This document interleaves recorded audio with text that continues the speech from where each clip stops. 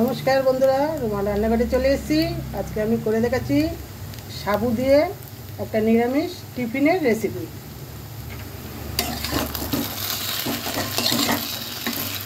তেল দিয়েছি, জিরে ফোড়ন দিয়েছি, ছোটো ছোটো করে আলু কেটে নিয়েছি, আলু আর কাঁচা লঙ্কা দিয়ে দিয়েছি।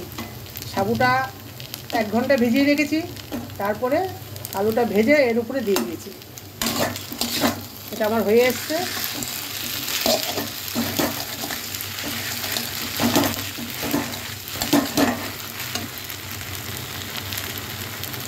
একটু চিনি দিচ্ছি। এটা একটা অসাধারণ রেসিপি, আপনারা করে খাবেন।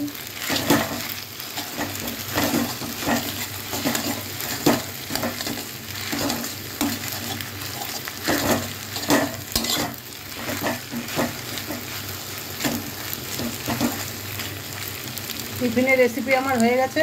আজকের ভিডিও এতটাই, আবার দেখা হচ্ছে পরের ভিডিওতে। যদি ভালো লেগে থাকে লাইক কমেন্ট শেয়ার করে দেবেন আর সাবস্ক্রাইব করে দেবেন। এটা সম্পূর্ণ একটা নিরামিষ রেসিপি। আমি আলু দিয়েছি, গাজর, ক্যাপসিকাম এগুলোও দেওয়া যায়।